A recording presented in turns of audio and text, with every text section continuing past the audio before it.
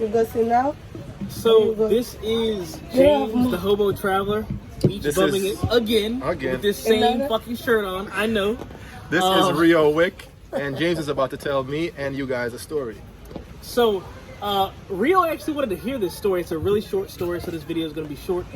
How I actually got into a motorcycle accident. So I was up there in Torre Alta, which is an area, a really nice neighborhood in Puerto Plata, riding my motorcycle, right?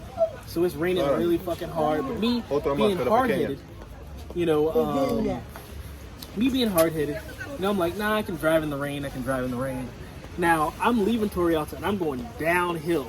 So one of the things in the Dominican Republic, it's really hard to see speed bumps, and their speed bumps are like really profound. You know, they stick out. So by the time I hit this speed bump, like I literally hit the brakes. My motorcycle slides. I flip over the motorcycle, and the motorcycle flips on top of me. So I'm trying to, so the motorcycle flips on top of me, literally. I'm sorry. And I'm like, Hold man, on, man. You press the brakes. Yeah, I hit Or these the are front brakes or back? Because I don't know about motorcycle, but you got front and the back, right? Like an idiot, I hit front. both of them. So you flipped over. Yes, I literally flew this way. Like I flew, and the motorcycle flips on top of me. And like I'm burned by the motorcycle, and part of the motorcycle, like literally, like part of the metal, like scraped off like part of my leg. Now, part of the skin on my leg, so I was really bleeding. That shit fucking hurt. So why were you speeding when it's raining? I wasn't speeding. Were you going downhill? I was going downhill like an idiot. And, you know, I hit the brakes. Motorcycle flipped on top of me. And I'm like, man, I'm gonna get this motorcycle off of me. Like, this is like, I'm in shock. Like, I don't even feel like the part of my leg that's like, it's bleeding. Like, it's fucked up. Did anybody see you? Oh, yeah. So that's the thing. So I'm trying to be, you know, Mr. Strongman and throw the motorcycle off of me. I'm just like, fuck, boo. So some Dominicans run up to me, and they have to lift the motorcycle off of me. It's like, you know, two guys lift the motorcycle off of me. And I'm like, fuck, I can barely walk, but I don't know what to do. So luckily the motorcycle's okay, but like the handlebars are kind of bent. So I'm fucking bleeding. My leg is bruised. I mean, literally still bleeding. I'm like, man, fuck. Did you get back on? Yeah, I got back on. It hurt because I had to like ride the bike all the way from Puerto Plata Sosua, and I called somebody, but nobody could come get me at the time because they were out of town. So I rode everything back to Sosua. And luckily, I made it home. And actually, a church lady, she actually took care of me for about a month. Cleaned my wound, came, put alcohol. Did you take care of her? Yeah, of course I did. In a good way? Yeah, of course. Like you have to help somebody. Like, not everybody here is out to get your money, even though a lot of people are. But a lot of people that are good people are like the church folk here. What? Did you turn her into a mango, or is she still a church girl? You don't ask that question. Like, that's mad disrespectful, man. Like, this is a very decent church. Oh, sorry. Right. I was drinking. I got an excuse, bro. He's drinking, so he's asking some and I got inappropriate questions. Mango, okay. Yeah. So no more mangoes. Yeah, no more. But yeah, man, I was fucked up for a while. But luckily I recovered. Like, there was no permanent damage. I have a scar, but I mean, because I'm, you know, brown skin, like, unless you're like looking like really hard, like you're not gonna see it. But I was fucked up. Yo, it could have been worse, bro. Oh yeah, it could have been real worse.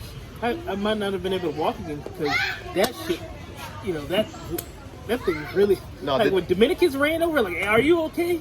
Did that scare you from going back on the bike for a while? Bro, I was scared for a while. I was really scared to ride a motorcycle. I mean, like, I tried to power through it, but I was just terrified. Like, I mean, like, I didn't want to go into the open road because already driving here is crazy. I mean, people will literally hit you with their car because they're very impatient. People cut people a lot. I remember I was in the car with you, and you remember that guy that was this way in the highway? We're going this way. You remember that guy? I mean, this guy is this way in the highway. Oh, yeah, so that's another story. So actually, let's actually add this to this story. Yeah. So we were in a car, and this guy is coming head on. There's a semi truck next to us, and this fucker is cutting off the road, literally coming towards us in a semi. The semi has to swerve that way, and then we have to hold the brakes. The car is like shaking like this because I'm slamming on the brakes, and then my car goes this way just so we don't have a head-on collision with this guy. We've seen so much crazy stuff. We've seen, 18, 16 wheelers and all that shit flipped over, people thrown out of fucking cars. We've seen people smashed up, crumbled up in cars.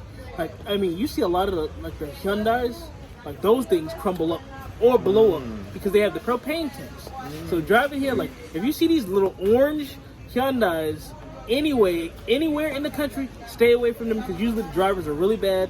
And you hit one of those are like bombs on wheels. They're those Sonatas, things, right? Yeah, the Hyundai Sonata. Yeah, those things blow up. And I don't mean like, hey, it catches on fire. I mean, boo, like kill everybody. Like, I've seen cars torched. Everybody, and that's not funny. But like I've seen, people like smashed like pancakes. I got a few pictures, like literally a car, like it was a fly, swatted. So, again, I don't know much about bikes, but is there such thing as an automatic and a manual bike, or are they all stick shift? All of them are manual. manual. All of them. They're all manual. Like unless you have like a Pasola. Yeah. Like a Pasola is like the little scooters, like those are automatic. But like all the motorcycles are manual. When did you learn how to? So I actually got a Haitian guy from where I actually bought the bike to teach me. So he gave me some lessons, even like 500 pesos, just like $10 to teach me how to ride a motorcycle. So after that it was just OJT, just riding around. And the funny thing is a lot of girls thought I was a Moto Concho. Like, so I was making a little bit of money. Like girls were like I said, I'm bumming it. So girls giving me 50 pesos, 100 pesos here and there. Just to ride them around, ride them to the bank, ride them here and there. But, like, I don't like standing out because I'm just like, why should I? So, as far as people know, I'm a bum. You're very low-key. Right? I'm very low-key. I'm a software engineer, full-time software engineer, making US dollars. But you really wouldn't know it because I don't want people approaching me like, hey, amigo, ¿cómo estás? ¿Tú tienes mucho dinero? Préstame 100 pesos, préstame algo. No, I don't want you coming up to me for that. Yeah. They're gonna look at you like, oh, it's nothing to you to give me 50 pesos. So like, I remember when I got my SUV, like I got like a Ford Explorer, like me and him, we ride around the country in it, and like people are like, oh, pero tú tienes una jipeta, tú tienes una guagua, ya tú tienes cuarto, like, especially like the girls. And you really got to be careful because when you have, like, I've had people intentionally try to hit my car because now they think I have money because I have a nice truck and I'm driving around. And, like, sometimes people just don't think. So you really got to be careful. If you're renting a car, buying a car, like, people will try to get in an accident with you because they assume that you're in America, you have money, and they don't care that, like, they could be fucked up or maimed for the rest of their life. Like, they really, really want money for today. In the moment. For tomorrow. Not for tomorrow. In the moment. These guys are some real, I would say, they really don't think. Not forward thinkers? Not everybody's like that, but there's a lot of crazy mess here. I've driven through the mountains, through the Puerto Plata mountains, under construction, in the dead of night, barely any headlights. You got, people stopping, asking for money, and that's another thing. People will rob you in those mountains. They'll rob you, but don't stop.